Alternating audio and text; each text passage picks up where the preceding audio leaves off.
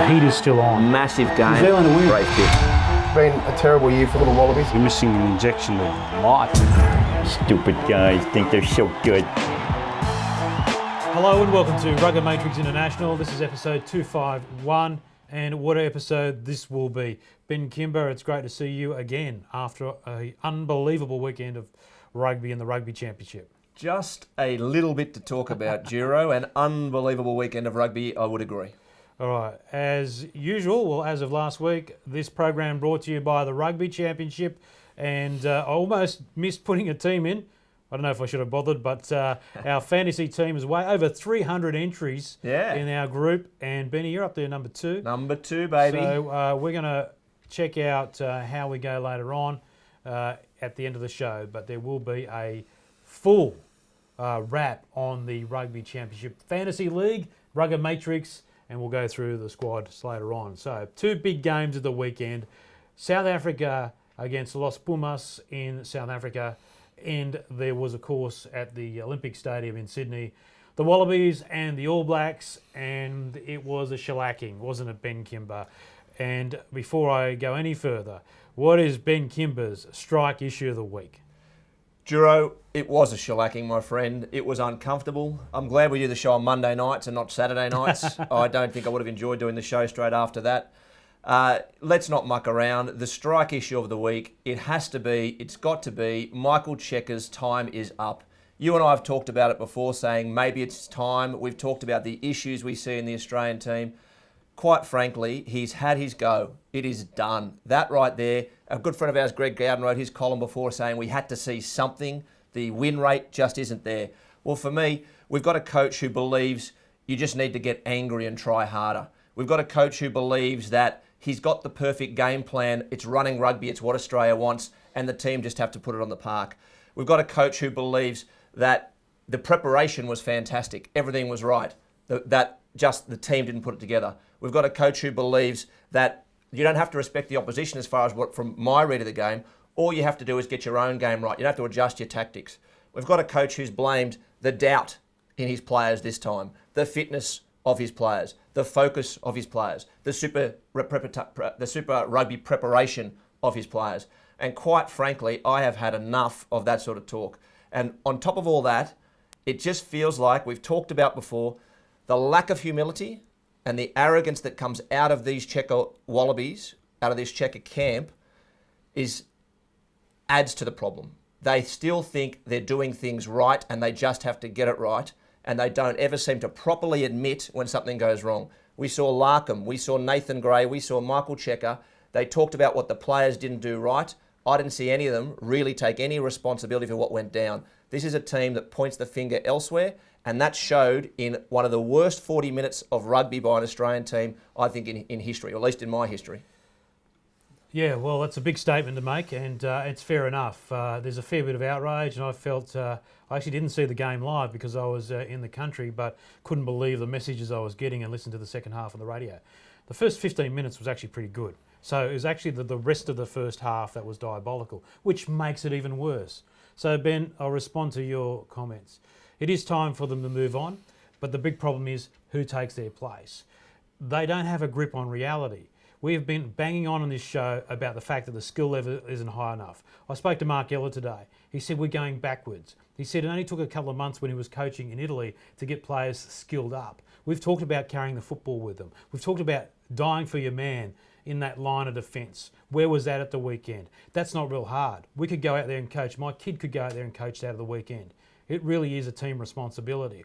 The fire and brimstone doesn't work. I said we needed tactics that would try and break the New Zealand line because we can't beat them physically. We need to be smarter about that. And Australia isn't smart anymore.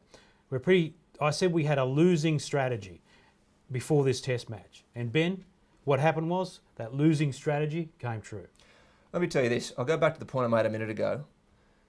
Cheika wants to get angry and try harder is the messages that we hear. He talks about mongrel dogs. Mongrel dogs don't run in a pack, and this team is not running in a pack. They are not sticking together. And I'll tell you the greatest example that we can now see that this team is on the wrong path, aside from the scoreline, is from the well-respected figures in this game who are coming out and talking publicly about what's wrong. Michael Lynagh one of the great Wallabies, one of the most respected Wallabies, That is the canary in the mine. does UK commentary, came out and said schoolyard skills. And he said how angry it made him to see an Australian team play like this. Not just schoolyard skills. He also on Twitter mentioned that he'd previously reached out and offered to help And didn't get a response. So Australian rugby has a significant problem from top to bottom, and it is shown right here at the front of the game, right where we need it to be. I took my 7-year-old son out on the weekend, and it was just a terrible experience. He was so excited, ready to go, and there was no pride in that team. Yeah, we had 10 minutes of going okay. I can't believe some of the things this team has said. Will Genia at half-time said we look good with the ball in hand. They were down 40-6. Stephen Larkham said yesterday, I think, or perhaps today, I don't think it was necessarily a poor performance. There was great intent from the players going out on the field, but far too many errors. If that isn't rubbish business speak, I don't know what is. Where is the defensive coach and the attack coach and the coach saying, we are not doing good enough. We are not playing well enough. We are not getting it right. Instead, it's, we're almost there. We've got to tweak. It's focus. We've got to believe in our structures. I mean, seriously. What the hell have they been doing for the last couple of weeks? Look, we talked about preparation. We had all these silly images of the players running up with tape over their mouths, but the basic core job of defending well wasn't there. And, you know, we've been on about it all the time. They just don't care about it. Come hell or high water, Cheika wants to play this game, which is this fanciful ball-in-hand game. Test rugby is different. And I'm going to take this one step further. I believe that he wasn't ready for test-level rugby. And I say that because there are a number of coaches that do well at provincial level, but when the heat comes on in test match rugby, they're not up to it. It's a different mindset to coach at test rugby. And just to keep carrying on and saying, we're going to play with this way. And in a way, the total disservice was that the All Blacks pulled off on the accelerator, right? So it's given Australia a bit of a false form. And we talked about that in that second half, that they did all right. But man, even Steve Hansen admitted, we took off the foot off the gas there in the second half. And it was, they weren't as clinical in the second half. Let me start by saying, you've got to congratulate the All Blacks. I mean, this was very, very clearly an extremely well-drilled team, a great team. Playing a team. That burst of points. That isn't well-drilled. Okay? Yeah. I mean, the basics weren't there. Yeah. Now, one of the questions that we've got and I've seen talked about is, how can you tell if this is All Blacks brilliance or Wallabies incompetence? Well, I think you can tell quite clearly which camp that I'm falling in here in terms of Wallabies incompetence. And I want to break that down. Defence, defence, defence. You and I have talked about it. Play for the guy alongside you. Where is the intent in that defensive line? We haven't seen and it. Getting off your backside Getting for off that your effort. backside. Exactly Coming right. around the corner if you need to. I mentioned Michael Liner, another great Australian rugby figure, Lord Laurie Fisher, former Brumbies coach, been around Australian rugby for a long time, and again, one of the great guys. He doesn't bag anyone. He doesn't bag anyone. Tweets on just after the game or during the game, it seems like Wallabies D, i.e. the defence, is different at every set piece. Constant swapping of positions depending upon field position. Can't fathom it. So one of Australia's better-known current coaches can't fathom what's going out in the field. So forget blokes like you and I who aren't paid to create tactics for teams. He couldn't work out what was going on in defence. The All Blacks, sharp, fast, skillful, put the pressure on. But what I want to say is, this was a Wallabies team that was not playing anywhere near international rugby in defence. So the pressure from the All Blacks didn't have to be brilliance in tactical genius. It just had to be play a level of rugby and move the ball so they could challenge that Australian team. They just had to be sharp, and they were sharp. One of those players was Mackenzie, who we had no doubts about his attacking ability, and that was a game for him to play, wasn't it? I mean, he was just outstanding, but so was everyone else when they got a chance. And what about the second rowers for New Zealand? You go across the park, and they just all play the game. And you look at it and you go, why can't we play like this? We can play like this because we've seen it in the past. But we're not playing like this because we're just not doing the work. I told you that we're too lazy, we're not doing the work. And that was borne out in that game. That told me 100%, and it's lazy with the attitude since today. Like when Nathan Gray spoke today, he said, we're going to own it. It was almost like, I have to jam that in. We own the fact that we got beaten, got belted. But none of that you know, everyone's upbeat. They're all laughing and carrying on. They should be That was- totally I don't know what angry that was. with the whole setup and are in a rage. And it's just not there. What you're referring to is the footage that came Yeah. out of the camp today. Nathan Gray was talking, and in the background, and then they were cutting the pictures. Every player laughing and having a great time. Yeah. Now I appreciate, it's Well, you gotta get back on your 2 feet, days later, yeah. you got back on your feet. But it just felt disrespectful that all the shots were these guys laughing and having a good time, and I'm like, where's the pain? Yeah. I want to see some pain. And this is not about kicking the team when the team is down, Ben, because a lot of people say you just got to stick with the team and support them, and that's fair enough. But I've been on the record before saying, yes, this organisation has sacked coaches, really good staff members and players in the past, and I know them quite well, who did a lot better. And this team is going so bad that if they do not rectify it this year, then you can say goodbye to the World Cup. We are heading to Tier 2 very fast, and there's nothing that's going to change it unless we clear out the joint. But we said earlier, 5th or 6th best team in the world, Yeah, perhaps, 100%, and that's about right. Yeah. Now, before I want to dig into some of these Wallabies defence specifically, I just want to say, the All Blacks are a great side. And one thing you've got to look at too is Ryan Crotty. We've been talking about him for a while this year. Now look at the All Blacks record and the Crusaders record when Ryan Crotty's not in the midfield pulling the strings. And I don't think that one of the changes I think that Hansen made with McKenzie coming in at fullback didn't really get tested. It was a perfect game for McKenzie. Team on the front foot the whole time. He could come back into it. I saw Henry Spate brush him off like nobody's business at one point.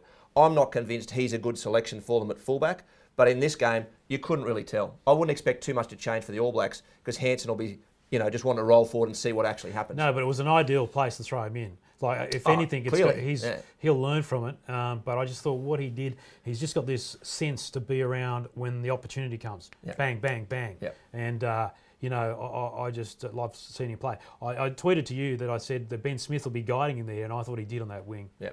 Now, a couple of things that may not be entirely popular. I don't think the All Blacks took the foot off the gas completely. I think the Wallabies did play better in that last half hour because I saw guys like Sakopi Kepu, Tatafu Pelota now, and Kurandrani straighten.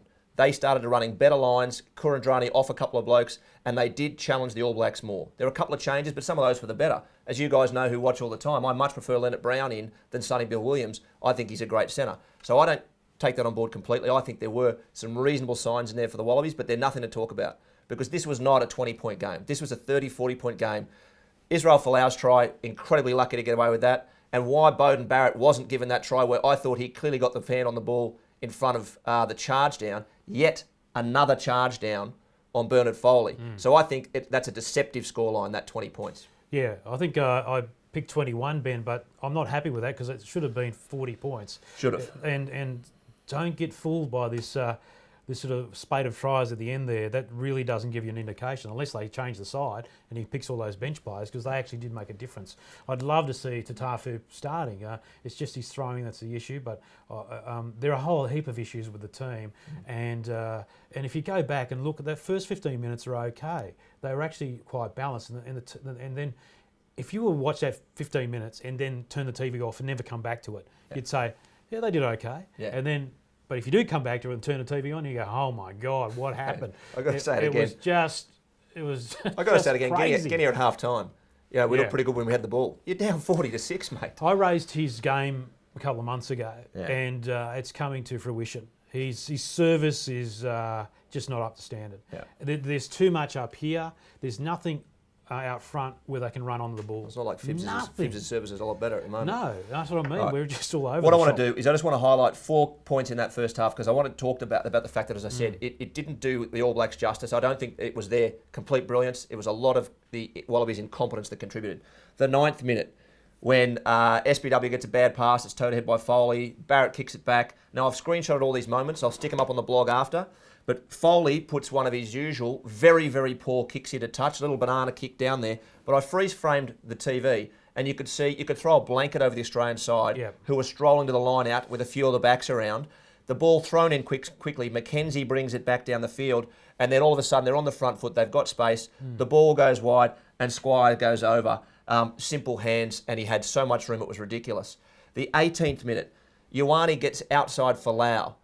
We had 6 or 5 defenders on 2. 5 defenders on 2. Barrett was there. There were 4 Wallabies in front of him. Folau had Ioane. and Folau just called it wrong, and Ioane goes around. Very, It's a very fraction poor. of a second, but it was enough. The 24th minute, confusion in the defensive numbers in the midfield. The ABs get an overlap. Owen Franks dummies and goes through. And then the line 5 metres out, the simplest play in the rugby book. Everyone does it, the wrap around. Yeah. Barrett wraps around, pops it to Crotty on the straight run, and Crotty's over. But if you look at the defensive line, Beale's out doing nothing and going nowhere. Alatoa and Arnold are strolling across going nowhere. Simple stuff. But the big one for me, I was sitting behind this. I was in the crowd, as I said, with my son. The 40th minute, right on half-time, scrum inside the 22 for the All Blacks. Set piece. The All Blacks have 5 out to the right. Everyone but Ioane, who's on the blind side, is lined out on the side of the scrum on the open side. The Wallabies have Rona and Beale both marking Ioane, and Genia is behind the scrum and slightly to the blind side. So they've essentially got 3 on 1. Smith, meanwhile, breaks right. That means they've got 6 on 4 off a set piece, and they didn't even need it. A flat pass across, and they went straight through the middle past Karevi again. I think that was Crotty too. I'm going to put those up because I was quite horrified. The defensive structures and lines that they seem to want to stick to make no sense, as Laurie Fisher said, who knows much more about it than me. The defence is broken. The strategies are not working. How are you going to mix it up? And you could have put a whole lot more examples on as well, Ben, because if you look through the whole game, there are so many examples of the Wallabies just doing the basic numbers game. Yeah. You know, if you're a man short against the All Blacks, it's just suicide. You need to at least be having parity in that. So in the end, I thought I've always, and I know people in New Zealand as well have been this way. Should Sonny Bill Williams be picked? But I had a feeling that Australia was always going to struggle against him, and he took a hit early, but he really warmed into the game. And he pulled off his great offloads, as we saw, but then he just drove his way over the line as well. So I think that he was. I know why they love him, and the great thing is they've got depth in that position. But I think it was important for Hansen to pick him for other reasons in the team. Yeah. And I still think some of the stuff he does was just incredible, and he's a huge handful. Yeah, like huge handful. Did you see him get knocked out? SBW was cold. Like, he was staggering, and they didn't pick it up in the 3rd minute. So it wouldn't surprise if he's not there this weekend. He shouldn't have played the game out because he did not look well. Yeah. Copped a bit of a hit in defence there. That's what I mean. He warmed into the game after that, and he shouldn't have really, but he did. Look, he can do the job. You know, he's not my pick either. I'd much prefer a Crotty-Leonard Brown combination. I think for the All Blacks is better. Just to go through that team, Crotty, magnificent. Retallick had a big game. Joe Moody had a big game. And I think across the park, just you could see the skill, the desire, and the ability really came into it. I still think putting Ben Smith to the wing, clearly that's a move for the future, for the 2 weeks down the track when all of a sudden he goes on sabbatical. That was a bad move. You put the world's best fullback to me on the wing and bring in a bloke who is not the complete international player. That was a gamble, paid off beautifully for them, but I don't think that's the right move. Well, they needed to see if he could do it. And I actually disagree, Ben. I think it was a good move. And I think it's a good move because Ben Smith's the older statesman on the wing. And he always, to me, looked like he if anything went wrong, he was going to make sure that he took control. And he did that several times with some really clever stuff. And you might have seen too that they clearly had a tactic of kicking to him, even from inside their 22, lofted bombs across the park with Smith coming through, and it paid off a couple of times because they were targeting, those inexperienced Wallabies wingers. Well, Spate's not that inexperienced, but he hasn't been there for a long time. Yeah, absolutely. One other thing about that is that was a tactic. We don't know what the Wallabies' tactics were. We've struggled each game they play to work out what their approach is, again, because it feels like they say, let's play our game, let's not play the game that's in front of us or the team that's in front of us. And it was really interesting, again, 2 very short press conferences after there. Clearly some off-field stuff from Hansen they don't want to talk about. You might have something to say about that later. But also the Wallabies getting out of there. But Hansen sat there in the press conference afterwards and said, the plan by this bloke to my right was great. It was Foster. So another hugely experienced coach. We've said before, when you look at the team that's been around Hansen, Wayne Smith, Foster, etc., those guys compared to the relative newcomers in Larkham and Gray, who we would feel, even if they've got more to contribute, whether they can in what feels like a checker, very much checker-controlled environment, I don't think so. Yeah, and that brings us back to the whole responsibility. There's no ramification for where we are in Australian rugby, is there? No. Like they get belted, and all they do is just say, because of Checker's force of nature and the fact there's no one there replacing him, he's sweet until the World Cup, right? Oh. Because they've got to pay him out if they had to get rid of him. You might win the Wallabies Man of the Match award, though. Oh, yeah. You get smacked and you win a Wallabies Man of the Match. So every team does it. The best player in the Australian team, Curtly Beale, gets the watch, the Seiko watch, and he has to pose for it smiling. It's not a good look. No. It's a bit like the celebration after the try, the choo-choo train. Yeah. I mean, no time to be celebrating. No. They should have walked off there and hung their heads in shame because it was a shameful performance. Yeah. You cannot... The celebrations only really matter if you take the losses hard. And I think the All Blacks, and we're going to talk a bit briefly later, but Sir Colin Meads, he bled for the jersey, and when they lost, it was like the end of the world. Yeah. And that's how the players should be thinking, and they're not thinking that. Clearly not. To that end, let's have a quick run through the Wallabies lineup and have a think about what happened there. So the strange thing is, the scrum went okay, the line out went okay. Like the set piece wasn't too bad, which was unusual and clearly something they've been working on. I thought the second row, Coleman had a reasonable game for a team that was beaten. Clearly that guy doesn't give up. If you're looking for a leader by example, Coleman's the guy. McMahon was barely there. I thought Hannigan looked outclassed, so the back row didn't really function. Hooper gave me negative points in my fantasy team. But in the back line, clearly Karevi shouldn't have been there. Either he hasn't been, he hasn't had enough time back in the game, but his defence has always been a bit of a question. Rona, I do not know what Rona was doing out there. Rona's been playing centres for the Force. He's a rugby league winger. He's not a union winger. And to see him get skinned by Squires, a 6, just took him apart down that right hand side, the left hand edge for the Wallabies, was unbelievable. I didn't have him in my fantasy team, Squire. So the centres combination there, and in the defence, we've been saying it forever, they switch guys around. They hide Foley, they hide Beale, they move it around. There's someone, as Laurie Fisher says, there's someone else somewhere all the time. Yeah, so there is no cohesion. So what was the... Because Foley said they had to try a new defensive plan. Yeah. What was that? I don't know. Was he being... Because I noticed he was probably defending more in that channel than he would have in the past. He did a couple of times he turned up there, but other times, set-piece line-outs inside the Wallabies 40, he's defending at hooker. So he's out of there. Beale was right wing, and they had Rona in there with Karevi at 12, Rona at 13 most of the time. So what's the most difficult channel to defend? Yeah. It's 13. Matt Burke, when he transitioned from fullback to centre, had a hell of a time, but he was smart because he was used to, as a custodian, he could read the play at the back. So it was a bit of an advantage. But for him to do it, it's suicide. Yeah. These are the dumb decisions that are bringing this great team undone. Yeah. And I say great team, at least I had a drink out of the Bledisloe Cup, Benny. That was a long time ago. I might have to post a video about how to do it because Australians will probably never get a chance to do it again, the way things are going. Now, looking ahead, I said I don't think we'll see too much change in the All Blacks, though SBW might not be there, and clearly Crockett also got knocked around. For the Wallabies, one of the pundits out there for Stuff and Fairfax, who I really respect, Paul Cully. If you don't follow him and read his stuff, you should. He picked his Wallabies backline for this weekend. He said his backline would be Genia, Foley, Folau on the wing, Billy Meeks at 12, Kurandrani at 13, Dane Hallett-Petty back on the wing, and Beale at fullback, which I thought was an interesting lineup. Yeah. But I want to give you mine. All right. Okay? One of the big changes for me is I think Foley has to go. Now, I haven't been an enormous fan of his.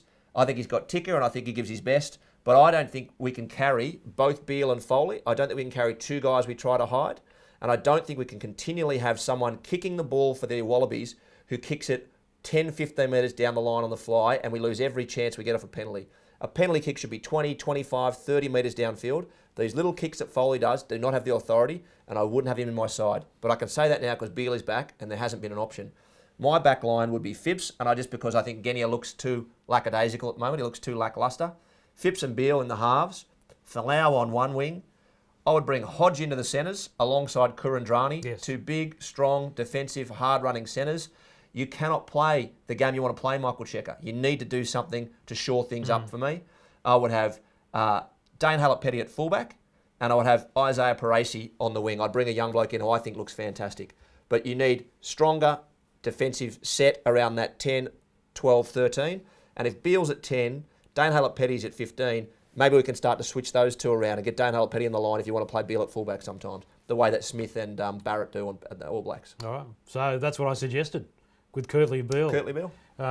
When he didn't go for Quade Cooper, Beale was the man. And Beale was one of our better players on the night. There's no doubt about that. I actually thought Israel Folau was pretty good. Yeah. Well, my fantasy scores say he is. Yeah. We'll go into that later on. Hey. But I thought Israel was okay. But Curtly's had at least some of those. He's got much better hands.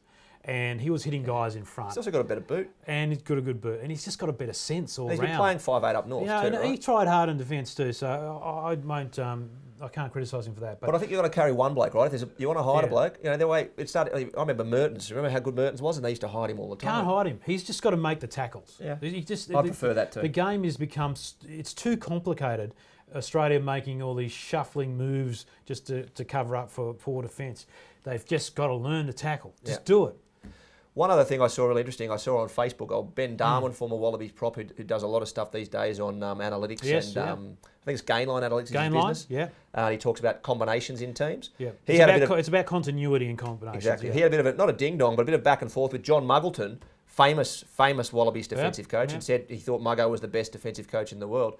And they both ended up, though, talking about the same thing, which is combos. Yeah. We talk about the great centre combos in Australia of the past, the Horan Littles, the Horan Herberts, who they might have been. They talked about time in there, and I actually interviewed Tim Horan this week for my work. I do some content at work too, which I'll share. But and he's in the past said that it took him 18 months to start to get a combo with Herbert after Little had moved on.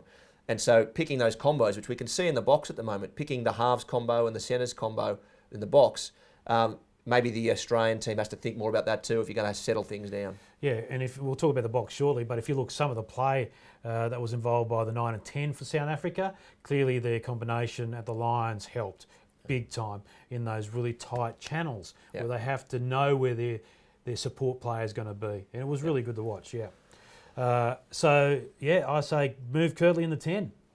He brought him back, and clearly he did a reasonable job in a team that was absolutely smashed. So, what else do we talk about in that game? Because it was the lowest Bledisloe crowd 54,000, 11,000 below the lowest Bledisloe crowd previously at that stadium. And you know what the other thing about that game was for me? I haven't been out with my son before. I've been out to Wallabies game at Aussie Stadium, but not out to Homebush with him. And in that first 2 minutes, the Wallabies got on the attack. The place was silent. Yeah, it's a dead crowd. Silent.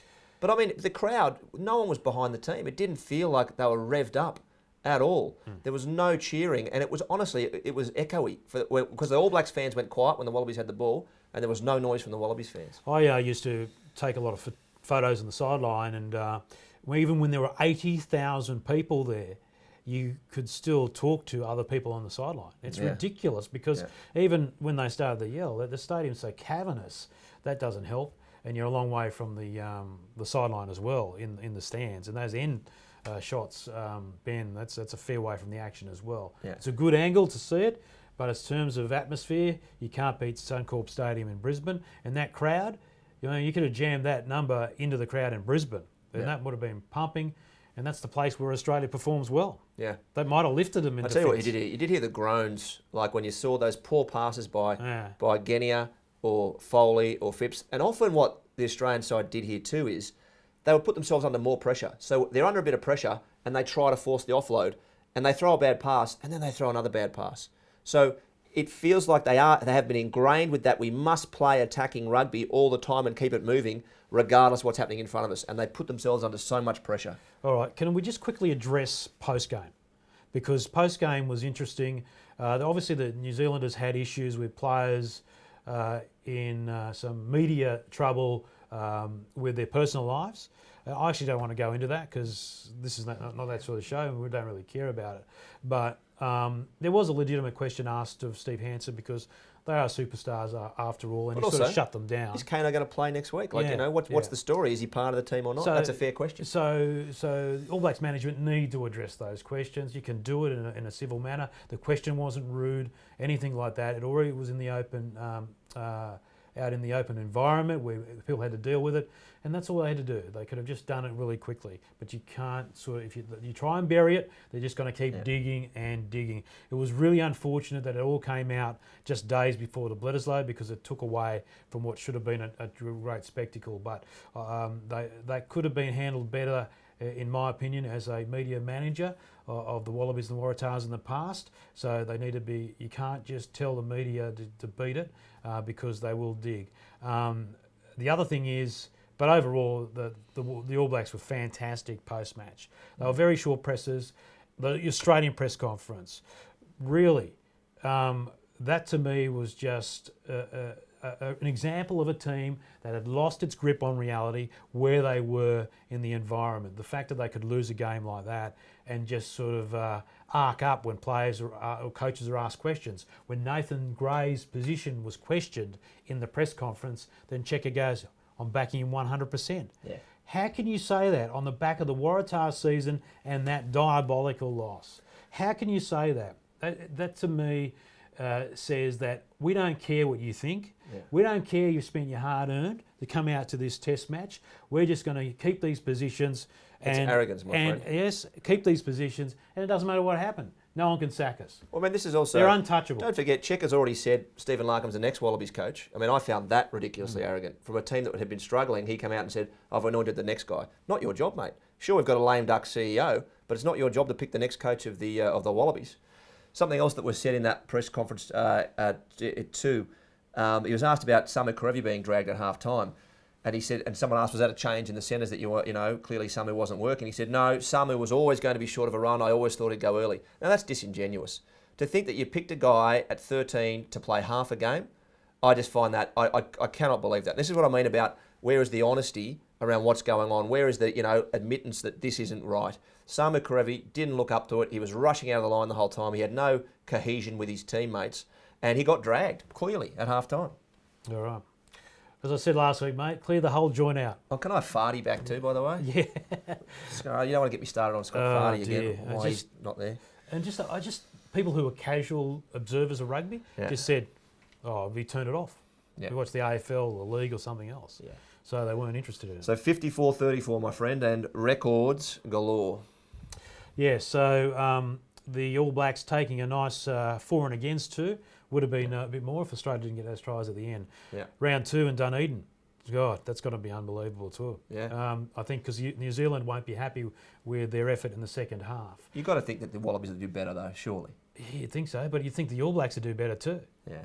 And so it could be anything. Here's some stats from a New Zealand Herald story that ran. Yeah. Most points by New Zealand against Australia, 54. Most conversions against Australia, 7. Most total points in a Bledisloe Cup test, 88. Most total tries in a Bledisloe Cup test, 12. Just unbelievable. Yeah. And the other thing too, Ben, is the leadership in the All Blacks. Yeah. So Michael Hooper's busting a gut, not playing the game that we need. We need to be more powerful over the ball at the breakdown, and we're not. We can't throw one or two guys there and win the ball. In that is actually, I saw that in I think one of the first 10 minutes. Yeah. Australia on the attack, big chance to score early, 5 metres out, and Retallick got over the ball. Yeah. Hannigan hit him and just slipped off. Yeah. Retallick just wasn't moved and Hannigan was on the ground. The All Black second rowers, whether it was ball in hand or over the ball or just doing unbelievable stuff, pushing in the scrum, were just phenomenal, and we just can't compete with that. So we've got a big issue there in the back row now, particularly at 7. But he's the captain. What are we going to do? Oh, I think he's the best 7 we've got. But as you know, I would have picked Pocock in front of him. Well, last year I would have as well. All right. Maybe pick someone out of the club rugby grand final this weekend. Mate, I'm looking forward to that. I'll be out there. Yeah, okay. North Sydney, yeah? North Sydney Oval. Should be good. I'm going to try and squeeze out there too, Ben. We might have a few quiet ones together. That's the go. All right, so the All Blacks, well done to them. They deserved it. Yep. And just quickly, we might mention it now, and it was a really trying week for our friends in New Zealand because the loss of Sir Colin Meads, the greatest All Black of all time, there's no doubt about that. What a great character of the game, his charity work. He was just an enormous human being, and I know he roughed up a few Australians, including the great Ken Catchpole. That's what he's most known for in Australia, isn't he? Yeah, or remembered for. But he was just Colossus and sadly missed. And, What a great nickname too, eh? Oh yeah. He's as big as a pine tree. Yeah. You know, one of the nice things I saw, Jimmy Kay is a mate of ours. I think he does some work for allblacks.com. Yeah. Jimmy posted a tweet, just said Colin Meads was still in the phone book. Says everything about the man or something like that. So Yeah. you could still get the phone book out and look up Sir Colin Meads and get his phone number. And he hated being called Sir. He just called me Colin. That's all he wanted to be. And I think I said Sir Clive to Clive Woodward once, and he said, "Don't call me Sir." yeah, it's Which I was quite pleased with. from Clive too. Yeah. Yes, and of course I was going to do a live cross on Monday to breakfast television in New Zealand, but obviously with Sir Colin's passing, that was obviously the big story. But I will be on next Monday, so look out. We'll be chatting to you guys for Breakfast TV, the old Paul Henry show. All right. Should we get on to the second Let's game? go to the South Africa Los Pumas game and victory to South Africa. 37-15, and really a comprehensive performance by the Boks. Like, they felt in control of that all the way. You know, a nice early try from Argentina. Some guys who looked okay for Argentina. It started and finished at the scrum, though. Oosthuizen came in at 3 and really put a stamp on that spot against, you know, what is traditionally a good scrum, but they were taken apart. Absolutely taken apart by the Boks. If you get to see one of the it almost lifted the Pumas front row into orbit. Yep. It was unbelievable. But they still got the ball. Yeah, and as you regulars know, Malcolm Marks, another one of my favourite players. So the Boks looked. That's because you think he's Richard Marks. Well, there's that. He's a talented bloke. He's a very talented bloke. Etzebeth had a big game. The back row is shaping up really nicely. Jesse Creel, Yarko Creel at 7 had a really strong game.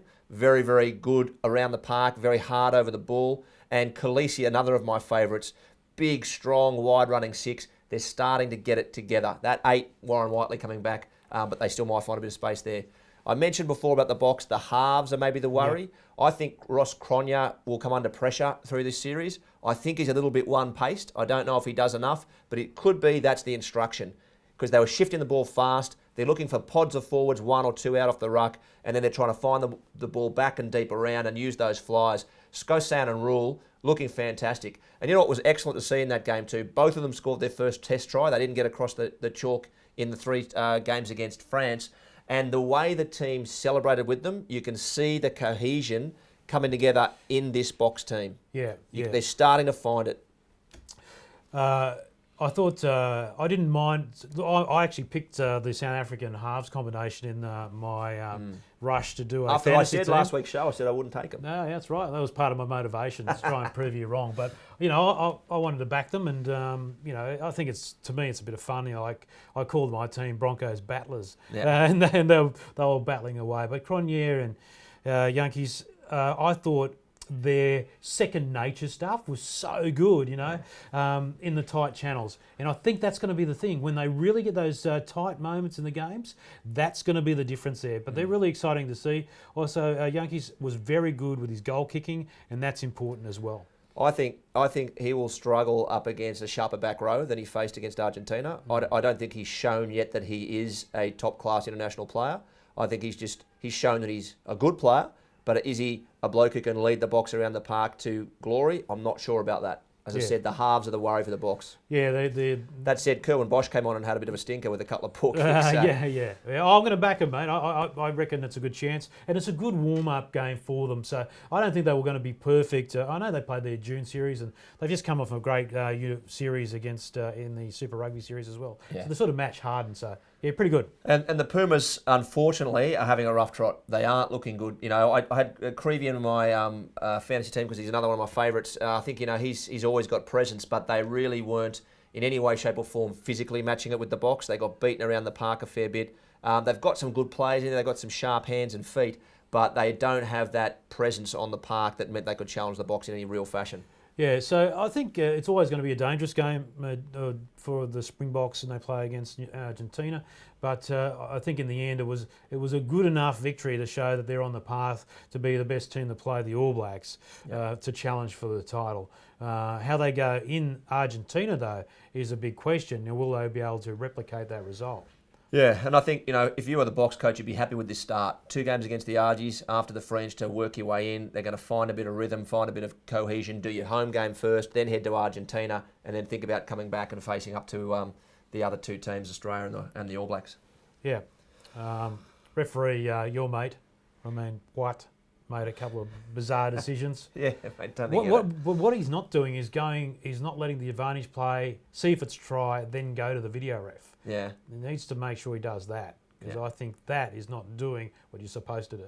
Yeah, fair enough. As a referee in the international game, when everything's at stake. I think we're doing this is a long show, isn't Yeah, it, mate? it is. Should we start to wrap it up? Yeah, we'll wrap it up. Before we go to the after show, guys, hang we would have around. spent more time on that second game, but it was just such a monumental victory by New Zealand, and Australia was so bad in that first test on the Saturday night that we had to cover that. Did want to say, Shoot Shield final on Saturday, 3 o'clock, North Sydney Oval. North's up against the Rats, the Warringah Rats. North's looking to defend their title. They've come back with a bit of a wet sail under Simon Cron, who's Mike Cron, the scrum coach for the All Blacks for many, many years. It's his brother, and he's looking for back-to-back titles with his club side before he joins the Waratahs. Should be a big game. I'll be there. You might be there. Come and say good day if you come out. It should be a rocking time at North Sydney Oval. If Mark Cashman buys me a few beers, I'll go. Oh, it's his stomping ground. He played about 1,000 games for them, didn't he? Yeah. Also want to mention the Women's World Cup down to the semis. NZ versus USA, England versus France, and they look like the 4 best sides. I'd expect England to touch up France, NZ to touch up USA, and England to try to defend their title against the Black Ferns. And if you didn't see the highlights, go and check out the Women's Hong Kong side scoring their first ever Women's World Cup try after getting shellacked a few times, and the celebration was great. It was excellent to see, and I've been enjoying the highlights out of those games. So what about the provincial comps underway in New Zealand as well? So I saw a lot of people getting excited about that. Yeah, actually, and I saw some of the Wellington game. I've forgotten who they played, but I only saw the highlights, and I thought the defence was pretty ordinary, to be honest. I want to watch a bit more of that though, but there were some big old gaping wounds that these guys were running through in those games. But we know that's a good quality football. Oh, it is. The attack is second to none, so it's great to watch. Absolutely. So yeah, club rugby the crowds have been pumping for club rugby. So there's a clear message there. Western Force, we've got to talk about them. We're going to have to find some more time for them. Well, we just need to because the WA government has threatened to sue the Australian Rugby Union, and I think it's like $100 million because they've invested in the Western Force. It is because they've sunk a lot of money into a stadium, and they've looked at how they can work with the Western Force, and they are filthy and fuming at what's going down. Now we know it's not over yet. There was a rally for the Force on Sunday, and you posted the video onto our RuggaMatrix Facebook page. A sea of blue there. Some valid comments around were they all turning out to games this year. Well, I think they will now if they're playing. And the other interesting development was Twiggy Forrest, the billionaire Australian mining magnate, has indicated he is right behind them. He was in the Australian though, saying he's asked to meet with the ARU, and they've said, yeah, we'll meet you after the arbitration, and he hasn't heard from them. And he's also threatening, which I think sounds a little bit crazy to me, but he's also threatening that he would start his own international rugby comp. Crazy. If the Force are kicked out. It was called the Super League. So I don't think he's obviously passionate about it now. Yeah. But I mentioned it before. Where was he in the earlier days? That's when they really needed the support. That's it. But it's a long way from being over, because if it heads to courts, the ARU might get out-muscled in terms of money. Yeah. And we know the decision was about money. Yeah. So at this point, the Melbourne Rebels, I wouldn't be too confident. Right. We better get into our fantasy before we do the viewer comments. Yes, so let's go to the fantasy. Now I'm going to bring up here, Benny, this is your team. Rugby Pass, Fantasy League. If you aren't in, get in now. You'll probably still catch us when we start to stumble. But I had a cracking week. My team went really well. My philosophy, guys, was try to make sure I picked 80-minute players, guys that weren't going to be replaced. And you've got to try and find yourself some try scorers, because try scorers are going to get you points, which is why my 2 wingers were both Ioane and Raymond Rule. I spoke to a couple of guys online and said that I had considered putting Ioane as my captain. I'm regretting that. I think Ioane will be the player of the Rugby Championship. I've said this before. I think he is a once-in-a-10-year player, and I think he's going to continue to carve up teams, and he's going to be a serious threat. So he will stay right in my team. I had Alatoa, Creevy and Moody. Alatoa did nothing for me. I'm going to probably get rid of him against the All Blacks. Etzebeth and Retallick I'll maintain. Khaleesi gave me points. Reed gave me points. Hooper cost me points. Crotty gave us plenty. Surfontine at few and Raymond Rule and Falau. So a good spread for me. You've got 3 changes you can make. I'm going to probably have to look at the Aussies because they're going to struggle against the All Blacks. So I might have to think about how I shift that out there. Right. I might bring the Beast on because I think the Beast might be due a big game. Oh, okay.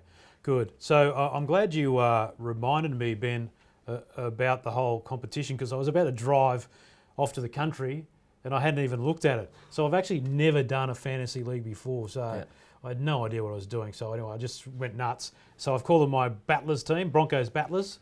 And I ended up about mid-table. We've got over 300. Over 300. And I'm coming second, baby. Yeah. Well, that'll change soon. Kimber's Lazy Runners. I thought you'd like the name. Yeah. No, I love the Lazy Runners. So I definitely call mine the Battlers. So I went in there. I thought I'd better throw in a couple of Aussies and see how they go. Israel Folau did all right for me. Yep. And as you can see there, the Haas, I went with the South Africans.